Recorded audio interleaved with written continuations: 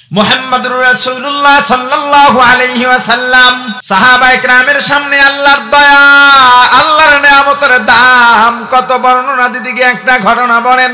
আগের জামানার উম্মতের মধ্যে একজন দরবেশ ছিলেন, যিনি বৈরাগ্য জীবন অবলম্বন করেছিলেন। বৈরাগ্য জীবন কাকে বলা হয়? লোকালয় ছেড়ে, বাজার ঘাট ছেড়ে, আত্মীয় স্বজন ছেড়ে একাকিত্ব জীবন অর্জন করার নাম বৈরাগ্য জীবন, বৈরাগী হয়ে যাওয়া।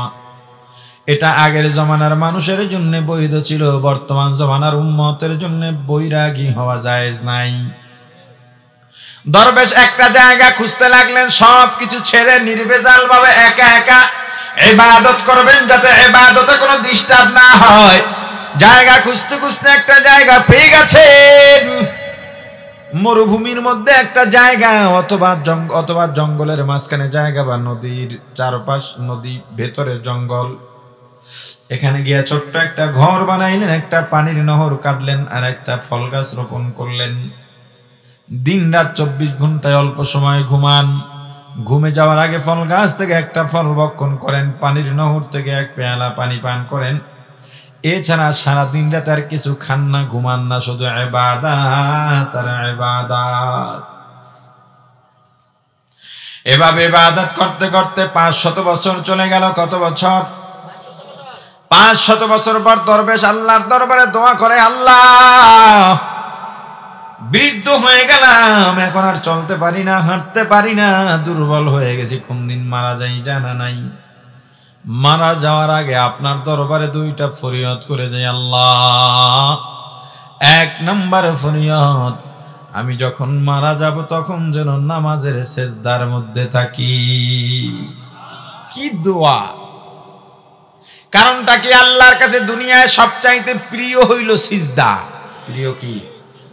আল্লাহ রাসূল সাল্লাল্লাহু আলাইহি ওয়াসাল্লাম বলেছেন, সিজদা, যখন বান্দা সিজদার মধ্যে যায়, আল্লাহর এত কাছাকাছি হয়ে যায়। দুনিয়ায় এমন কোন আর পদ্ধতি নাই যেই পদ্ধতির মাধ্যমে এত কাছাকাছি হওয়া যায়। নামাজের সিজদার এত দাম, কি বলেন? সিজদা দেওয়া দরকার আছে না নাই? মাজারে, কবরে, পীরের পায়, নেতার পায়, কাকে দেব? জোরে, আরো জোরে। কেমনে? নামাজের মাধ্যমে। কিভাবে? নামাজের মাধ্যমে। মুসলমান ইমানদার পয়গম্বর আল্লাহর দরবারে দোয়া করতেছেন, আল্লাহ, মারা যাওয়ার আগে 2টা ফরিয়াদ। 1 নম্বর ফরিয়াদ, আল্লাহ, যখন আমি মারা যাব তখন যেন নামাজের সিজদার মধ্যে থাকি। 2 নম্বর ফরিয়াদ, আমি মারা যাওয়ার পর দাফন কাফনের যেহেতু কেউ নেই, কেউ জানবেও না কোথায় মারা গেছি, অতএব কিয়ামত পর্যন্ত আমাকে সিজদা অবস্থায় রেখে দিয়েন। নবীজি বলেন, ওরে সাহাবায়ে কেরাম, আল্লাহ রাব্বুল আলামিন দরবেশের 2টা দোয়াই কবুল করেছেন। দরবেশ সিজদা অবস্থায় মারা গেছে, এখনো সিজদা অবস্থায় আছে, কিয়ামত পর্যন্ত সিজদা অবস্থায় থাকবে। তবে কোথায় আছে এই জানার আগ্রহ আল্লাহ মানুষের মন থেকে উঠিয়ে রেখেছেন। দরবেশ মারা যাওয়ার পর আল্লাহ রাব্বুল আলামিন দরবেশকে আল্লাহর সামনে দাঁড় করাইয়া আল্লাহ ঘোষণা দিয়ে দিলেন, দরবেশ যাও, যাও, আমি আল্লাহ আমার দয়া দিয়ে তোমাকে মাফ করে দিলাম। কিন্তু দরবেশের কথাটা পছন্দ হয় নাই। দরবেশ আল্লাহকে বলেই ফেললো, আল্লাহ, যদি আপনার দয়া দিয়া মাফ পাইতে হয় তাহলে 500 বছরের ইবাদত কেন করলাম, আত্মীয় স্বজন কেন ছাড়লাম, আরামায়েশ কেন ত্যাগ করলাম? আল্লাহ ফেরেশতাদের বললেন, ফেরেশতারা দরবেশের রূহ জাহান্নামের আগুনের তাপের পাশে নিয়ে দাঁড় করাও। জাহান্নামের তাপের মধ্যে ঢুকাইলেও মানুষ পুড়ে ছাই হয়ে যাবে, তাপের কাছে দাঁড় করাও। জাহান্নামের আগুনের তাপের পাশে দাঁড় করানো হলো। সঙ্গে সঙ্গে কলিজা শুকায় গেছে, পানির পিপাসায় ছটফট করে শুরু করে দিছে দরবেশ। ডানে বামে সামনে পেছনে কোনো দিকে কোনো মানুষ নাই, পানির কোনো ব্যবস্থা নাই। এই কঠিন সময় হঠাৎ তাকায় দেখে একজন লোক হাতের মধ্যে একটা পেয়ালা নিয়ে দরবেশের দিকে আগাইতেছে। কাছাকাছি আসার পর লোকটা দাঁড়িয়ে গেল। দরবেশ বলে, ভাই তোমার পেয়ালার মধ্যে কি? বলে, ঠান্ডা পানি। এত গরম, এত পিপাসার সময় যদি ঠান্ডা পানির সন্ধান পাওয়া যায় কতটা আশা জাগে। ভাই দাঁড়াইলা কেন? পানিটা নিয়ে আসো। আগন্তুক বলে, পানি তো দেওয়ার জন্য আসছি, তবে মাগনা দেব না, বিনিময় দিতে হবে। দরবেশ ডাক দিয়ে বলে, বিনিময় হিসেবে কি চাও? আগন্তুক বলে, 500 বছরের খালেস ইবাদত চাই। ইবাদত করছে কয় বছর? জোরে বলেন। কয় এক গ্লাস পানির জন্য, এক পেয়ালা পানির জন্য এত দিতে হবে? না, দিতাম না। না দিলে গেলাম। ভাই দাঁড়াও, দাও, ইবাদত নিয়ে যাও। দরবেশের হুঁশ নাই, আবার পানির পিপাসা লাগলে কি দিয়া পানি কিনবে? ইবাদত করছি তো 500 বছর। আল্লাহ রাব্বুল আলামিন দরবেশকে আবার আল্লাহর সামনে দাঁড় করাইয়া, হে দরবেশ, এক গ্লাস পানির জন্য 500 বছরের ইবাদত দিয়া দিলাম। এবার বলো তুমি দুনিয়ায় কতদিন বাঁচছ, দুনিয়ায় কত নিয়ামত ভক্ষণ করছো? আমি আল্লাহ দুনিয়ার কোনো কিছুর হিসাব চাইব না। ওরে বান্দা, আমি শুধু মারা যাওয়ার আগে শেষবার যে এক পেয়ালা পানি পান করছো, আমিও ওইটার বিনিময় চাই। দরবেশ বুঝে গেছে, আল্লাহর দরবারে রোনাজারি করে আর বলে, আল্লাহ বুঝতে পারি নাই, শুধু আমি কেন আপনার এক ফোঁটা বৃষ্টির পানির শুকরিয়া আদায় করতে গিয়া, প্রতিদান দিতে গিয়া সারা পৃথিবীর সব মানুষগুলো যদি মুসলমান হয়ে যায়, সারা পৃথিবীর সব মানুষগুলোকে যদি কিয়ামত পর্যন্ত হায়াত দিয়ে দেওয়া হয়, এই সব মানুষ যদি কিয়ামত পর্যন্ত সিজদায় পড়ে থাকে, আপনার এক ফোঁটা বৃষ্টির পানির নিয়ামতের প্রতিদান দেওয়া সম্ভব নয়। আল্লাহ বলেন, লা ইন শাকারতুম, যদি তোমরা নিয়ামতের শুকরিয়া আদায় করো, লা আযীদান্নাকুম, আমি আল্লাহ তোমাদের নিয়ামত বেশি বেশি বৃদ্ধি করে দেব। ওয়ালা ইন কাফারতুম, আর যদি নিয়ামত পাওয়ার পরে অকৃতজ্ঞ হও, অস্বীকার করো, মনে রেখো, ইন্না আযাবী লাশাদীদ,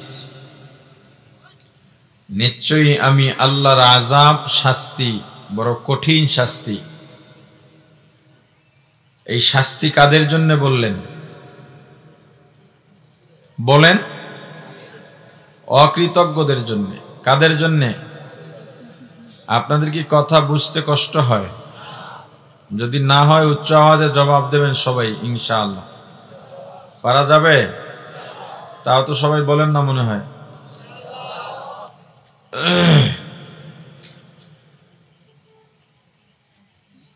কঠিন শাস্তির আসলে এটার পরিধি কি, এটার হদ কতটুকু? মূলত এটার সীমা নাই। কম আযাবের একটা বর্ণনা আছে জাহান্নামের। হাদিস শরীফে আল্লাহ রাসূল সাল্লাল্লাহু আলাইহি ওয়াসাল্লাম ইরশাদ করেছেন, জাহান্নামের সব থেকে কম শাস্তি হবে নবীজির চাচা আবু তালেবের। আবু তালেবের পায়ের টাকনু পর্যন্ত জাহান্নামের আগুনের আংটা দিয়ে ঢেকে দেওয়া হবে। আর কোনো শাস্তি নেই। গরম পানি ঢালা হবে না, সাপের কামড় সহ্য করা লাগবে না, পুইজের সাগরে হাবুডুবু খাওয়া লাগবে না। সির্ফ পায়ের টাকনু পর্যন্ত জাহান্নামের আগুনের আংটা দিয়ে ঢেকে রাখা হবে। অনেকে বুঝাবার জন্য বলেন আগুনের বুট জুতা পরিয়ে দেওয়া হবে, এটাও নেওয়া যায়, চলে। এটার পাওয়ারটা কি হবে, এটার তেজ বা তাপ কি হবে? এই যে পায়ের টাকনু পর্যন্ত জাহান্নামের আঙ্গুরের আংটা থাকবে, এটার পাওয়ার আর তাপ মাথার মগজগুলো টকবক করে ফুটতে থাকবে। গায়ের গোশতগুলো সিদ্ধ হয়ে হাড্ডির থেকে খসে খসে পড়তে থাকবে। আবু তালেবের কাছে জানতে চাওয়া হবে, আপনার অনুভূতি কেমন? আবু তালেব বলবেন, আমার কাছে মনে হয় জাহান্নামের সবচেয়ে কঠিন আযাব ও শাস্তি আমাকে দেওয়া হচ্ছে। আপনারা বলেন, এটা কি কঠিন না সবচেয়ে কম? বলেন, সবচেয়ে কম শাস্তির অবস্থা যদি এটা হয়, তাহলে আল্লাহ বলেছেন অকৃতজ্ঞদের জন্য কঠিন শাস্তি। এই শাস্তি কত ভয়ঙ্কর হতে পারে, কারণ কি? অকৃতজ্ঞদের উপর আল্লাহ এত ক্ষেপা কেন, এত নারাজ কেন, তাদের উপর এত গোসা কেন আল্লাহর? দুনিয়াতেই আপনি দেখেন, যদি কার উপর আপনি রহম করে থাকেন, কখনো একজন মানুষ চলতে ফিরতে পারতো না, আপনি নিজে তাকে ব্যবসা শিখালেন, নিজে কাজ শিখালেন, একটা সময় তার একটা ঘর করে দিলেন, বিয়ে করিয়ে দিলেন, তার যাবতীয় ব্যবস্থাপনা আপনি করেছেন। এরপর যদি ওই লোকটা এলাকায় আপনার বদনামি করে এবং আপনার চেয়ে নিজেকে বড় দাবি করে, আপনার বিরুদ্ধে গ্রুপ তৈরি করে, বলেন তো তার উপর আপনার রাগ কেমন থাকবে? আল্লাহ এত নেয়ামত দিয়েছেন, কত নেয়ামত দিয়েছেন। وَإِن تَعُدُّوا نِعْمَةَ اللَّهِ, আল্লাহ বলেন তোমরা যদি নেয়ামত গণনা করতে চাও, আল্লাহর নেয়ামত, লা তুহসুহা, কখনো গণনা করে শেষ করা যাবে না, এত বেশি নেয়ামত আল্লাহ দিয়েছেন। আর এক এক নেয়ামতের দাম কি? এই মাহফিলও আপনাদের জন্য আজকে নেয়ামত, তাই না? অথচ দেখেন, কিছু মানুষ দাওয়াত পাওয়ার পরেও বিনা কারণে, কোনো কারণ নাই, তবুও মাহফিল আসে না। চাইলে আসতে পারতো, কোনো ক্ষতি হতো না। কিছু মানুষ মাহফিল উদ্দেশ্য করে এসেছেন ঠিক, তবে তারা বাজারের মধ্যে আটকে গেছেন, ময়দানে আসতে পারেননি। কিছু মানুষ ময়দানে এসেছেন কিন্তু দোয়া করে যেতে পারবে না, তার আগেই চলে যাবে। কিছু মানুষ দোয়া করে এখান থেকে বিদায় হবে। দ্বীনের কাজ করা, নেক আমল করা, এটা শক্তি দিয়ে সম্ভব নয়, যোগ্যতা দিয়ে সম্ভব নয়, শিক্ষা দিয়েও সম্ভব নয়, আল্লাহর পছন্দ হতে হবে। এদেশে ওয়াজ মাহফিল কম হয় না, দিন দিন বাড়তেছে। বক্তাও যেই হারে বাড়তেছে, মাহফিল তার চেয়ে আরো বেশি বাড়তেছে।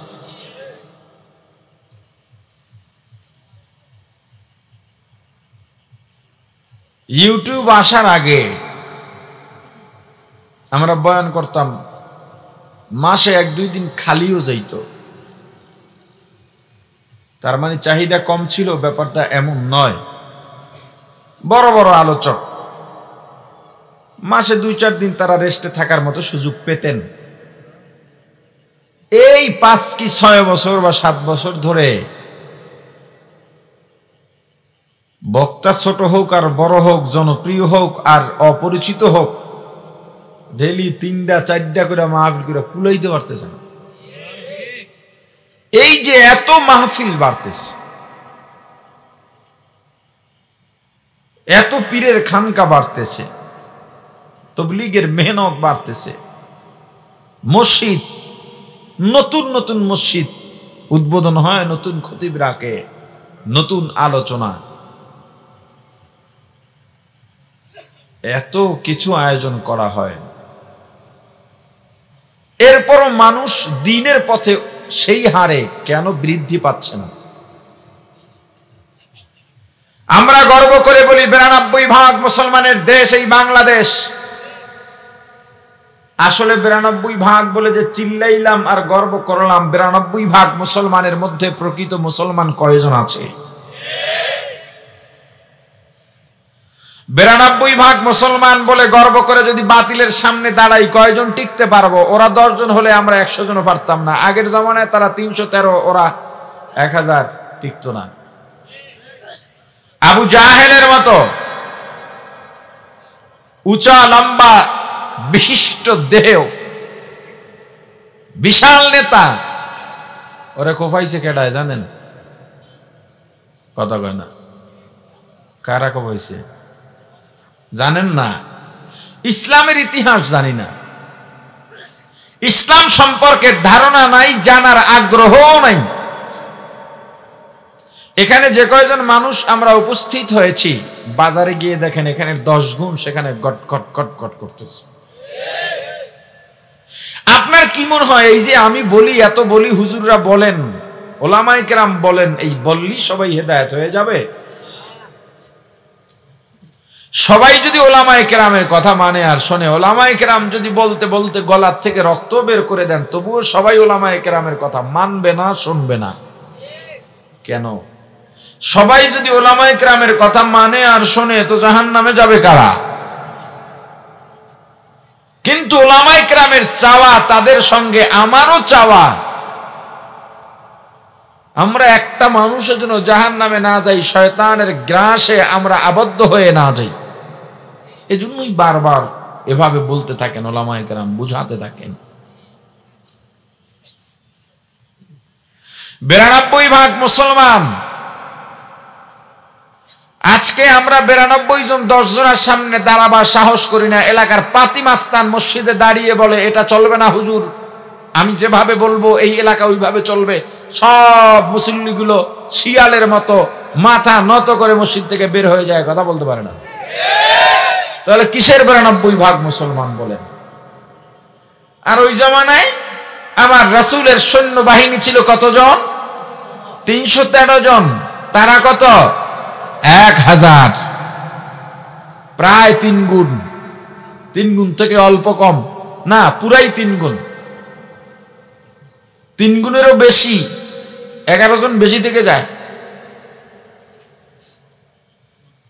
মাজ মুআজ ছোট 2 ভাই আবু জাহিল্লারে হোমান করে লাইছে গো ভাইয়া।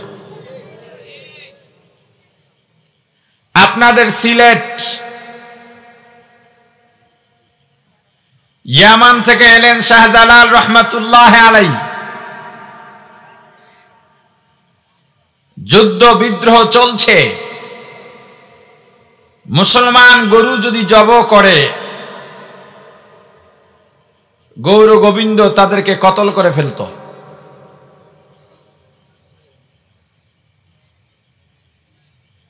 সেই সময় ঈমানের তাকবীর দিয়েছিলেন শাহজালাল ইয়ামানি। সেই মুসলমান কোথায় আর সেই ঈমান কোথায়?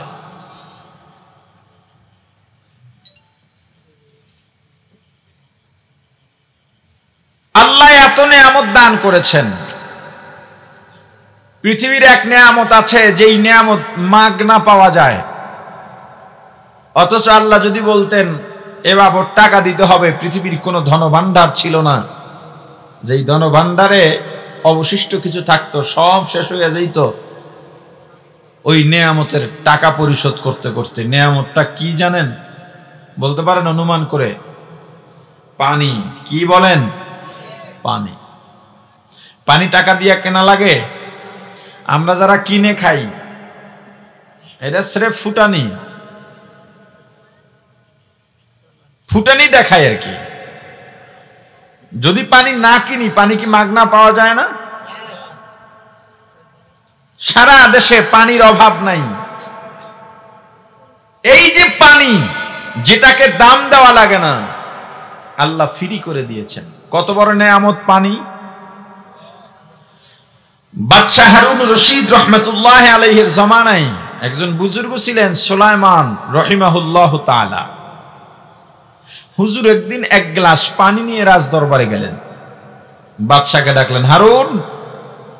বাদশাহ হুজুরের কণ্ঠ পায়া দৌড়ায় নামছেন। হুজুর আসছেন। আগের দিনের বাদশাদের আদব।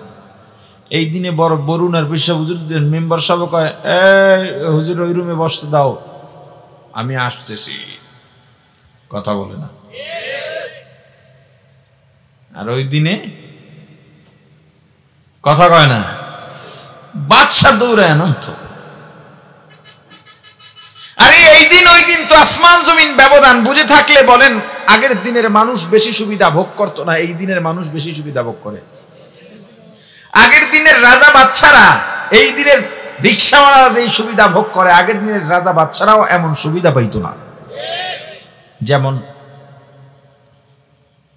আগের দিনে যেই এলাকায় যেই ফল হতো, ওই এলাকার মানুষ ওই ফল খেয়েই সন্তুষ্ট থাকতে হতো। যেমন মনে করেন কুড়িগ্রামে কাঁঠাল হয়, কলা হয় না, বা কলা হয় কাঁঠাল হয় না, কাঁঠাল হয় খাগড়াছড়ি। কুড়িগ্রামের মানুষ কলা খাইয়াই কাঁঠালের স্বাদ গ্রহণ করতে হতো, কারণ যাতায়াত ব্যবস্থা এমন ভালো ছিল না যে খাগড়াছড়ি থেকে কাঁঠাল নিয়ে কুড়িগ্রামের মানুষ খাবে। এই দিনে কিসের এলাকা আর কিসের দেশ, এই দেশে যেই ফল হয় না, অজপাড়া গায়ে বসে সেই ফল তাজা পেয়ে যায়। সুবিধা কম না বেশি? আগের দিনে হজের নিয়ত করলে 6 মাস আগে রওনা দেওয়া লাগতো, আর এই দিনে 6 ঘন্টা আগে বাংলাদেশ, 6 ঘন্টা পরে মক্কা নগরী। সুবিধা কম না বেশি? আগের দিনে 10 জন মানুষ একটা দুম্বা বা বকরি জবাই করেছে, এই যতটুক জবাই করেছে এখনই খেতে হবে, বাকিটা পচে যাবে, না হয় ফেলে দিতে হবে, সবই খাও। আর এই দিনে ঘরে বাইরে মানুষ 2 জন ছেলে মেয়ে পিচ্ছি 2টা গরু জবাই দিছে কোরবানিতে 5 লাখ টাকা। এক টুকরা গোস্ত পচে যাওয়ার কোন শঙ্কা আছে? জোরে বলেন। সুবিধা কম না বেশি? আগের দিনের মানুষ না খেয়ে মরতো, এই দিনের মানুষ খেয়ে মরে। খেয়ে মরে কেমনে? চর্বি বেড়ে যায়। খাওয়ায় না না খাওয়ায়? ডায়াবেটিস কেন হয়? অতিরিক্ত খাওয়ায় না না খাওয়ায়? এখন দেখেন না, খাওয়া দাওয়া কপাল থেকে শেষ। অনেক মানুষ শাক পাতা বেছে নিয়েছে, শাক পাতা খায়, ফজর পর উঠে রাস্তা মাপে দৌড়ায়, শান্তি নাই, শেষ। সব দিক থেকে আগের দিনের চেয়ে এই দিনের মানুষ অনেক অনেক এগিয়ে, কিন্তু একটা দিক থেকে আগের দিনের চেয়ে এই দিনের মানুষ অনেক অনেক অনেক অনেক পিছিয়ে। কি সেটা? আগের দিনের মানুষ 3-4 দিন পরে একবেলা খাবার পেলে শুকরিয়া আদায় করতে গিয়ে আল্লাহর কুদরতি কদমে সেজদায় লুটিয়ে পড়তো, আর এই দিনের মানুষ এত এত পাওয়ার পরেও বলে ভালো নাই, ভালো নাই, ভালো নাই। যান দোকানদারের কাছে জিজ্ঞেস করেন বেচা কিনা কেমন, বলবে না মানুষের পকেটে টাকা নাই। জিজ্ঞেস পকেটের টাকা নিয়ে তার খুব চিন্তা। কয়জন দোকানদার পাবেন বেচা কিনা যে অবস্থাতেই থাকুক না কেন সর্বাবস্থায় বলবে আলহামদুলিল্লাহ। স্বামীর কাছে জিজ্ঞেস করেন কি খবর, কি অবস্থা, সংসার কেমন চলে, আর কইও না জাহান্নামের আগুনের উপরে বইয়ে রইছি। বউয়ের কাছে জিজ্ঞেস করেন কেমন আছো রে ভাবি, বলে আমি দেখে ঘর করে গেলাম, অন্য কেউ হইলে 2 দিনও টিকলো নইলে। যেদিকে যাবেন শুধু নাই নাই নাই নাই নাই। শাহ ওলিউল্লাহ মুহাদ্দিসে দেহলভী রাহমাতুল্লাহ আলাইহি বলেন, আমার কাছে একটা ইলকা হলো, আল্লাহ বলতেছেন তোমরা মানুষ যখন 10-12 জন এক জায়গায় বসে শুধু আমি আল্লাহর বিরুদ্ধে অভিযোগ করে বেড়াও, কেউ বলে আল্লাহ আমাকে ধনী বানাইলেন না, কেউ বলে আল্লাহ আমাকে সুন্দর বানাইলেন না, কেউ অভিযোগ দেয় টাকা দিলেন না, কেউ অভিযোগ দেয় শিক্ষিত বানাইলেন না, কেউ অভিযোগ দেয় আমাকে আল্লাহ ক্ষমতা দিলেন না। কিন্তু আমি আল্লাহ যখন ফেরেশতাদের নিয়ে বসি, বান্দাদের নিয়ে আলোচনা করি, আমি আল্লাহ বান্দার বিরুদ্ধে একটা অভিযোগ দান করাই না।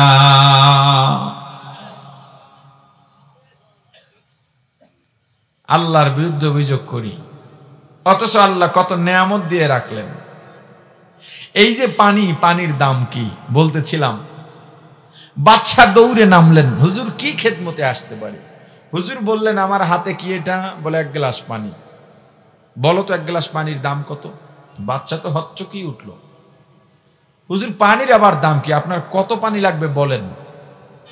নদী নালা খাল বিল সাগর পানিতে ভরে আছে।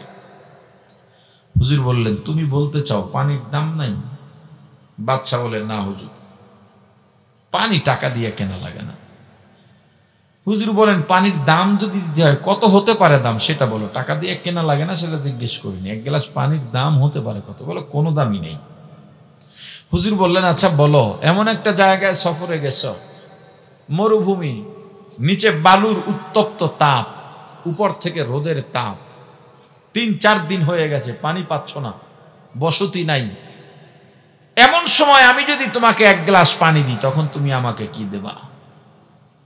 বাদশা বলে হুজুর চিন্তার কথা, রমজানে সাহারির সময় 2 জগ মারি একসঙ্গে, এরপরেও আসরের পর আর হাঁটতে পারি না। যত ইফতারি বানায় আয়োজন করে মনে হয় যেন সব আমি একা খেয়ে ফেলবো, কিন্তু সূর্যাস্তের পর 1 গ্লাস শরবত বা পানি পান করলে মনে হয় আমার জীবনে ক্ষুধাই লাগে না, সব শেষ। সেখানে যদি 3-4 দিন পর্যন্ত পানি না পাই আমি তো কলিজা ফেটে মারাই যাব পিপাসায়। এরপরও যদি বেঁচে থাকি, আল্লাহ বাঁচিয়ে রাখেন, আর আপনি আমাকে 1 গ্লাস পানি দেন, আমার এই রাজ্যের অর্ধেক আপনাকে দিয়ে দেব। हकीकत से तो दुनिया बेखबर है, दुनिया की नुमाइश पर नजर है, नमी गुयम के आज दुनिया जुदा बाश बहर कारे के बाशी बा खुदा बाश सिस्ते दुनिया आज खुदा गाफिल बुदर नए कमाशो नुकरहो फर जिंदजान दुनिया में हो दुनिया का तलबगार नहीं हो, दुनिया में हो दुनिया का तलबगार नहीं हो, जागा जी लगाने के दुनिया नहीं हो, जागा जी लगाने के दुनिया नहीं हो। मुसलमान ईमानदार আল্লাহর ডাক দিয়া বললেন, বাচ্চা দেখেছ, যেই তুমি একটু আগে বলেছিলা পানির কোনো দাম নাই, এক ঝটকায় তোমার রাজ্যের অর্ধেকটা শেষ। হে বাচ্চা, এবার বলো যে এই পানি তুমি পান করবা, পানিটা তোমার পেটের মধ্যে রাখতে পারবানি? বলে না, পারবো না, প্রসাব ঘামের সঙ্গে বের হয়ে যাবে।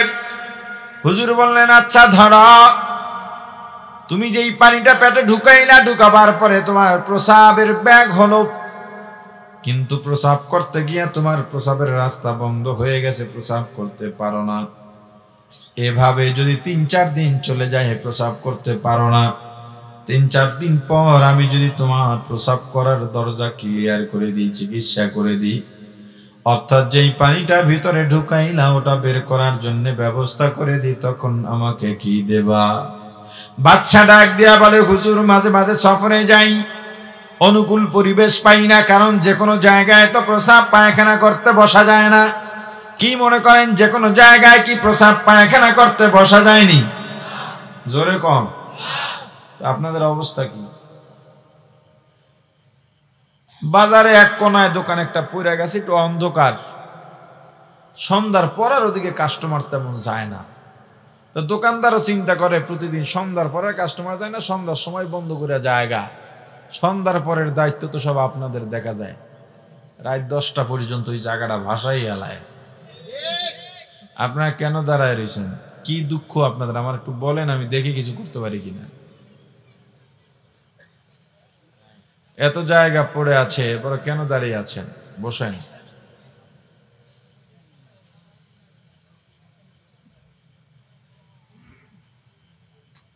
রাস্তাঘাটে যে কোনো জায়গায় প্রসাব পায়খানা করতে বসা যায়? জোরে বলেন। কিন্তু এই খাসলত আমাদের মাঝে আছে না নাই? কেন থাকবে? পাবলিক টয়লেট যেগুলো থাকে এগুলোতে কি গরু যায়, ছাগল যায়? মানুষই তো যায়। মানুষ যেখানে যাও তুমি, তুমি কেমন মানুষ, ওখানের অবস্থা অমন কেন?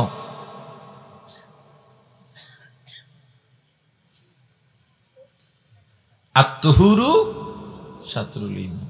ও হাদিসও জানা যায় একেবারে, এবারও 6 মুখস্থ, দেখছেন অবস্থা।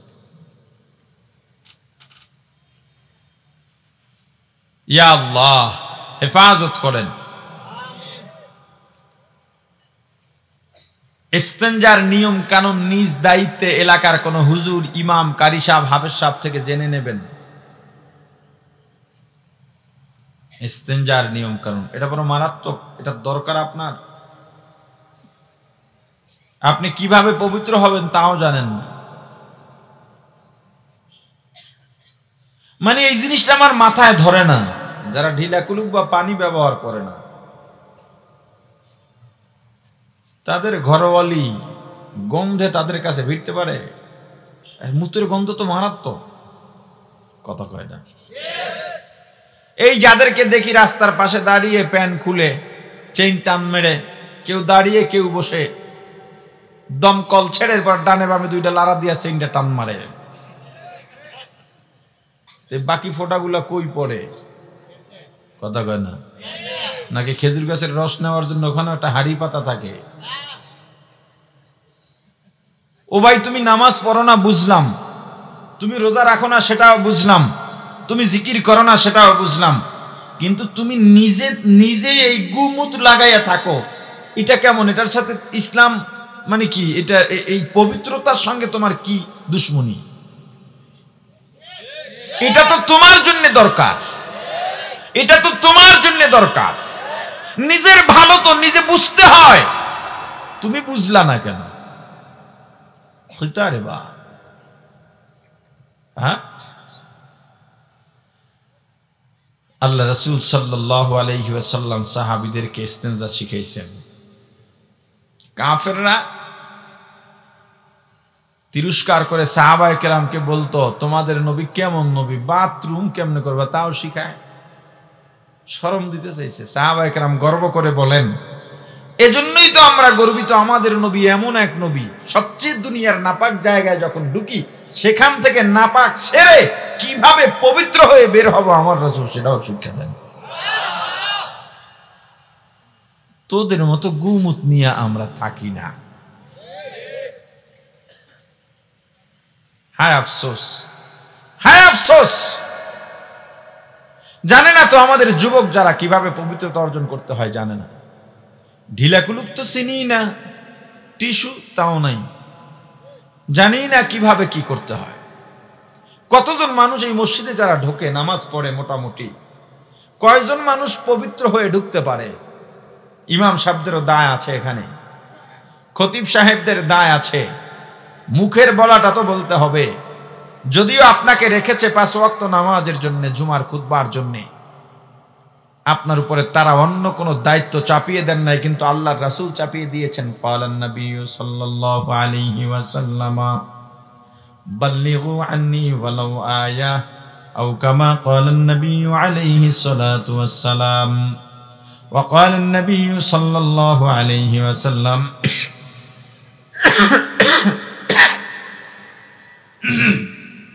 আল উলামা ওয়ারাসাতুল আম্বিয়া, আও কামা ক্বালান নবী আলাইহি সালাতু ওয়াসসালাম। মুসলমান ইমানদার বাদশা ডেকে বললেন, হুজুর, যে কোনো জায়গায় তো প্রসাব পায়খানা করতে বসতে পারি না, আমি তো মানুষ, মানুষ আত্মমর্যাদাশীল। যদি একটু সময় ক্ষেপণ হয়, অনুকূল জায়গা পাইতে দেরি হয়, তখন আমার পা ফুলে উঠে পেট ব্যথা শুরু করে হাঁটতে পারি না। সেখানে যদি 4-5 দিন পর্যন্ত প্রসাবের দরজা বন্ধ হয়ে থাকে, আমি তো পেট ফুলে ফেটে মারাই যাবা। এরপরেও যদি আল্লাহ বাঁচিয়ে রাখেন আর ওই সময় আপনি যদি চিকিৎসা করে দেন, আমার রাজ্যের বাকি অর্ধেক আপনাকে দিয়ে দেব। হুজুর বলেন, ওরে বাদশা, একটু আগে বলছিলা পানির কোনো দাম নাই, অথচ 1 গ্লাস পানি পেটের মধ্যে ঢুকাইলা, রাখতেও পারলা না, বের করে দিলা। এই ঢুকাইলা আর বের করলা, তাতেই তোমার রাজ্যটা শেষ। বোঝা গেল 1 গ্লাস পানির দাম একটা রাজ্যের সমান। আসলে পানির দাম কত? আশা করি এটুক আলোচনায় আমরা এতটুকু বুঝতে পেরেছি যে নেয়ামতের অনেক দাম। কি বলেন?